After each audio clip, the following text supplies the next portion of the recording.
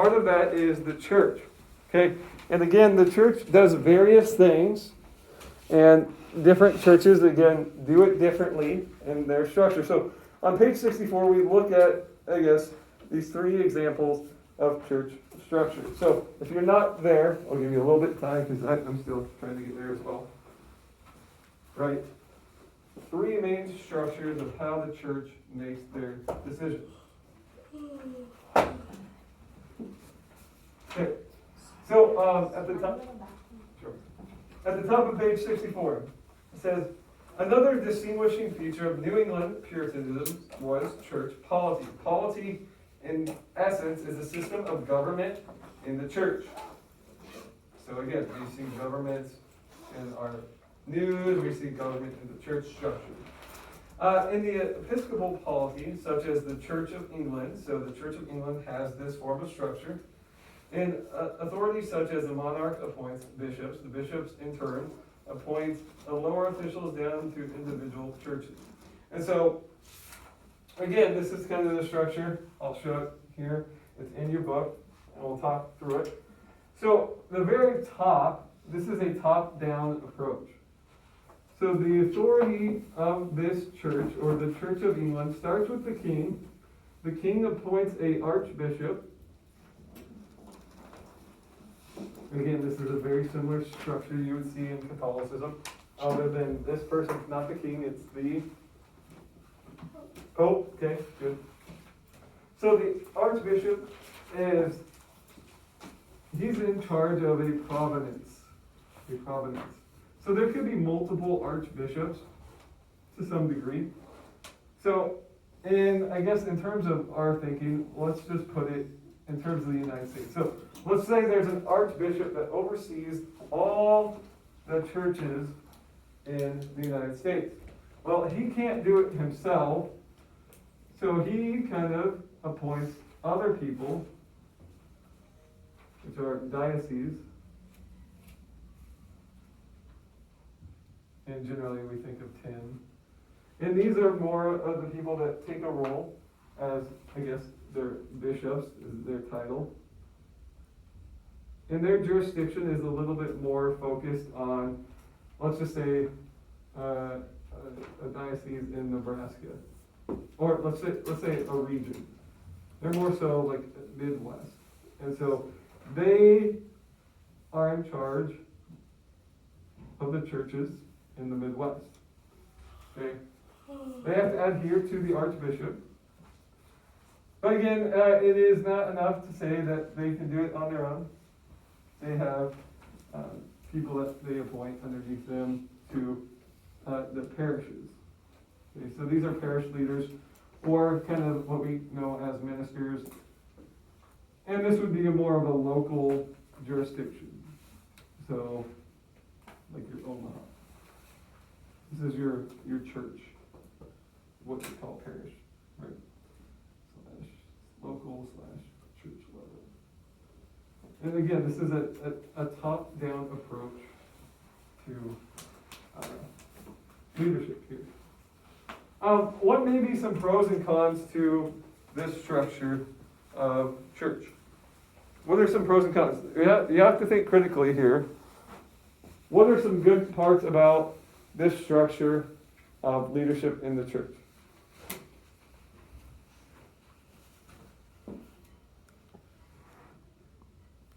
And you may not get it just by looking at your textbook. What are some pros? What are some cons? Just by looking at this.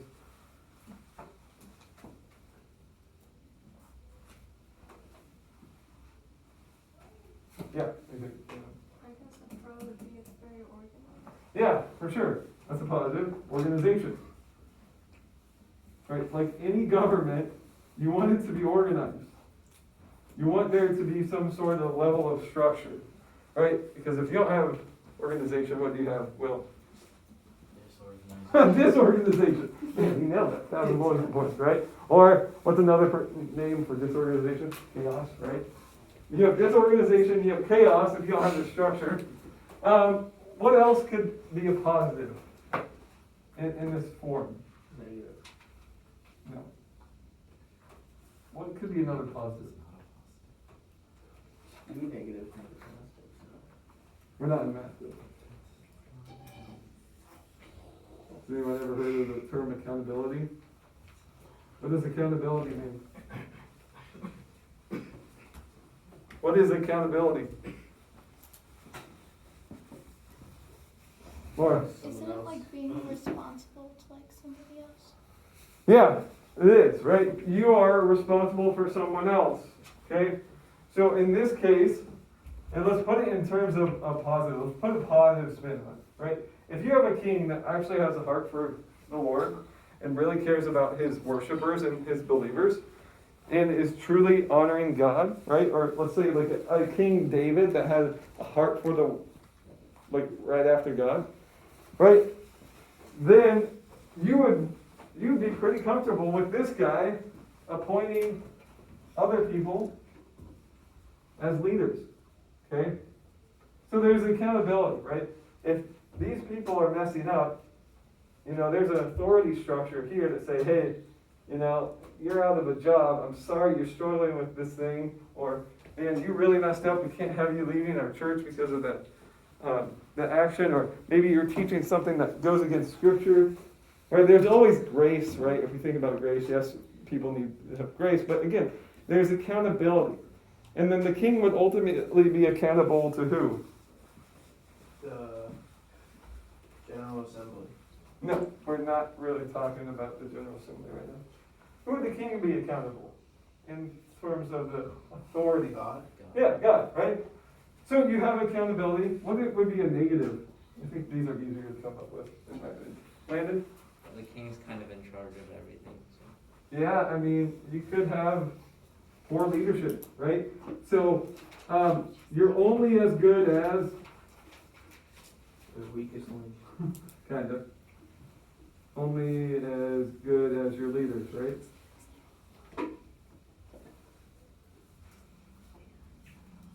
So that's a dichotomy there. Could have a good leader and it could be fine, but again, what if your leader's garbage? It could be a bad place to be in. All right, so you have some pros and cons. Again, the Church of England adopted this approach, very similar to the Roman Catholics. The Puritans would have been like, yeah, I can see how it's tied to Rome. Maybe we should change some of this stuff up. Let's look at the Presbyterian model. And I think from a basic level, you'll kind of think it's very similar, but we'll find out that there are some differences. So in Presbyterian polity, with ascending levels of church government, including the presbytery, the synod, and the General Assembly, such in the Church of Scotland, members of the congregation elect their ruling elders. Elders from several congregations then elect officials for the next level of authority. Those officials elect the next higher level, and so on. So at the very top level, what group is at the top? General Assembly.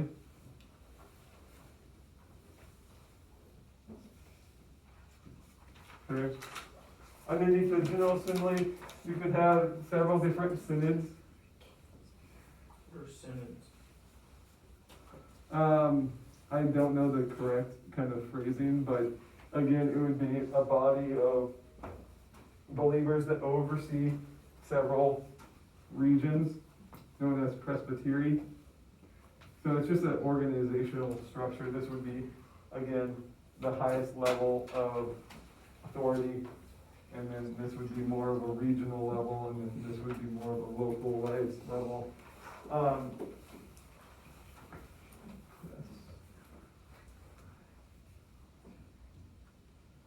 And then underneath them you have different churches.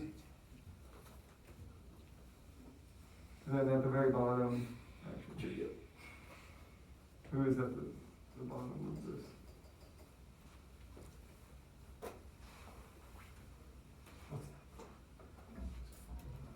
Who's at the bottom of this structure? Voting members of each individual congregation. Who is a General Assembly? Just us? What do you mean? Who's a General Assembly? So again, this is how the structure works. So voting members, vote for their elders, right? Whose churches have elders, church elders, pastors? Right? Most churches have elders or pastors. But in the Presbyterian model, these people are voting for their leaders, who then, those leaders are voting for a larger group to oversee them. Does that make sense? So, several churches, multiple churches, make up one of these, so you say times 3, right? Make up one of these. And then multiple presbytery make up a synod. So this structure shows us that the leadership starts with the voting members of the church. Okay, it starts at the bottom in terms of how people get to that general assembly. Very democratic kind of form of structure. But again, when we see the church or the Presbyterian church as a whole, or the Presbyterian polity structure, the General Assembly is technically making decisions that would affect everyone. It would affect the Synod, it would affect the Presbytery, it would affect the churches, and then voting members. But the authority starts with the voting members. It doesn't start with just a group that just happened to be there. Whereas this is where it starts here. The structure of the organization starts here. And those elected officials make those major decisions for the church. Or you can have what most of the colonists ended up being. And New England Puritans chose neither the polities, neither of these polities. They preferred congregational polity, in which congregations elected its own officials, and each church remained independent of the churches. Other groups, notably as Baptists, also adopted congregational polity. Eventually, most of the Puritans in America came to be called Congregationalists. So, you have church members who can vote. And what are they doing? They are electing their leaders. So I'll just put elders / pastors.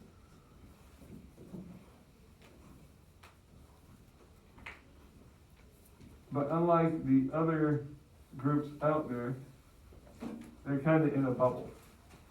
Okay? They're by themselves. They make all their church decisions independently from a group of people. Right? There is no higher level than their church. It just stays at the local level. So you could have a church in Omaha that's a Baptist church, and a church in Lincoln that look a little bit differently because their church members want to make it look differently. Right now, some of them will actually have church constitutions. Does anyone know if their church has a constitution or bylaws? Okay, maybe we're not voting members yet, but most churches do have those kind of bylaws and constitutions. Okay, but again, the congregational model says, hey, we're going to keep it to our local body to make those decisions. But again, it's going to start with the church members making those elections. We forgot to talk about what are some pros and cons to the Presbyterian model. What are some pros and cons? Multiple people. So what do you mean by that? Like, it's not just one king. Yeah. So you have a What do you say? voice of the many are heard.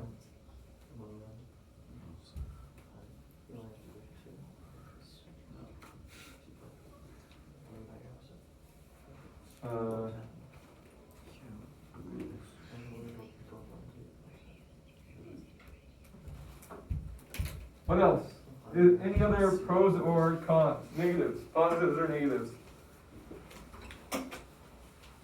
Positives or negatives?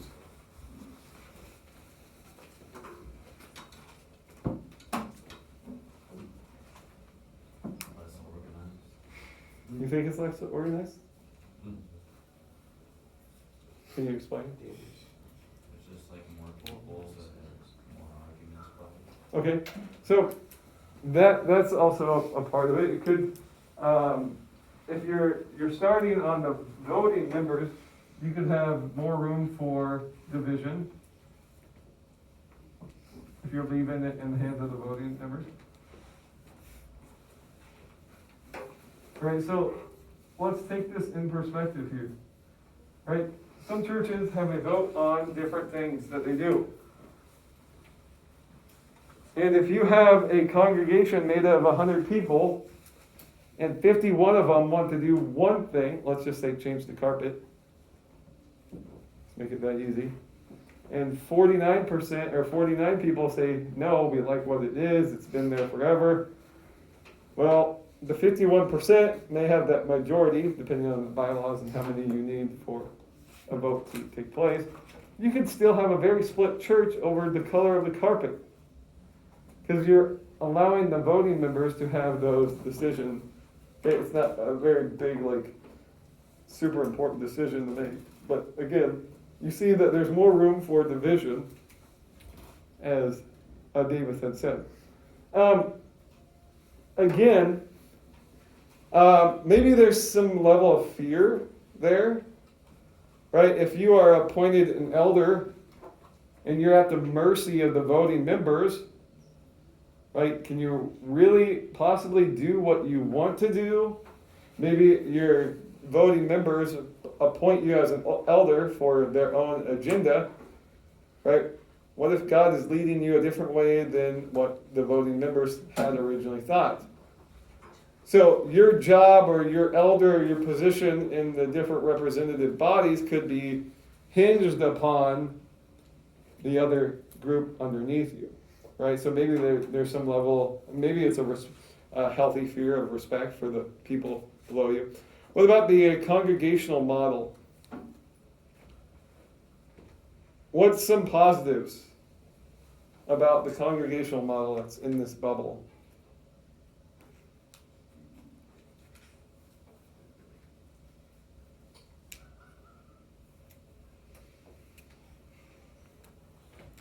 Less power positions.